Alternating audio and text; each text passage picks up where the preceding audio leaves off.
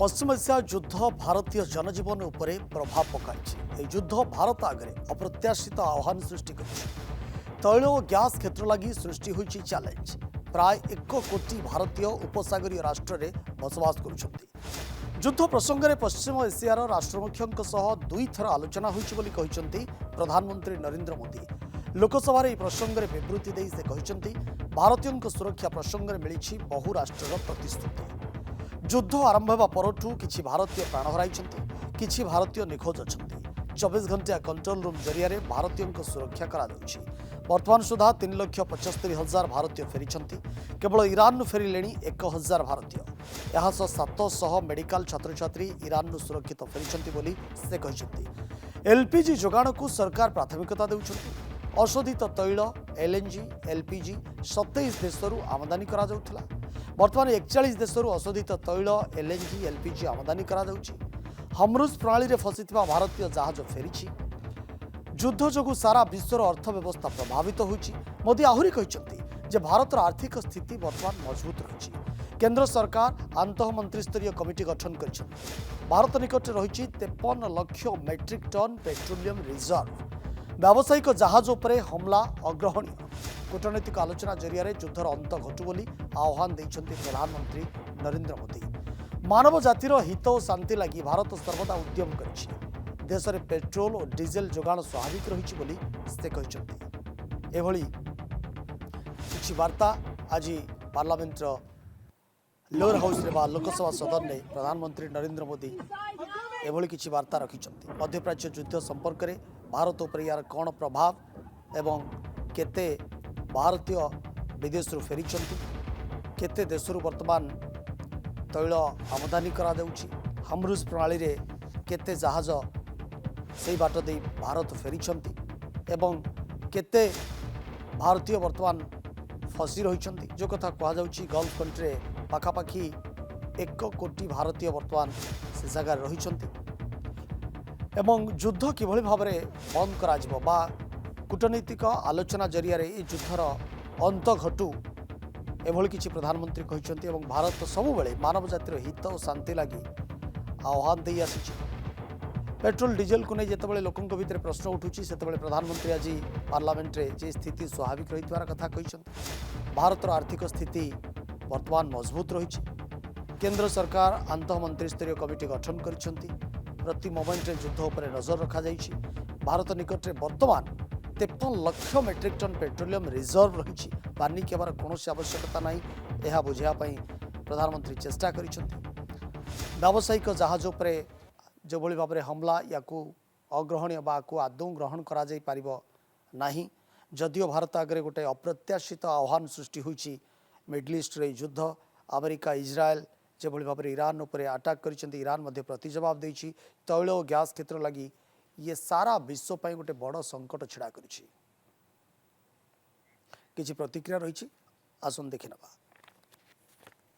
दुनिया भर की अर्थव्यवस्था वर्तमान संकट से प्रभावित हो रही है और भारत पर इसका कम से कम दुष्प्रभाव हो, इसके लिए निरंतर प्रयास किए जा रहे हैं। सरकार इसके शॉर्ट टर्म, मीडियम टर्म और लॉन्ग टर्म ऐसे हर असर के लिए एक रणनीति के साथ काम कर रही है। आज भारत की इकोनॉमी के फंडामेंटल्स मजबूत है। इससे भी देश को बहुत मदद मिली है। हम हर सेक्टर के स्टेक होल्डर्स के साथ चर्चा कर रहे हैं। जहां भी जरूरत है उस सेक्टर को आवश्यक सपोर्ट दिया जा रहा है।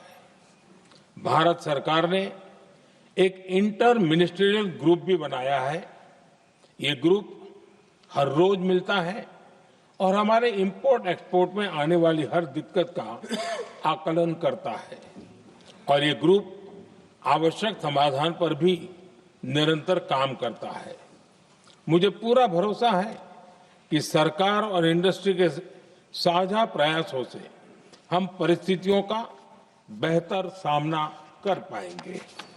हमारी सरकार का ये प्रयास रहा है कि पेट्रोल, डीजल और गैस की सप्लाई बहुत ज्यादा प्रभावित न हो, देश के सामान्य परिवारों को परेशानी भी कम से कम हो, इस पर हमारा फोकस रहा है।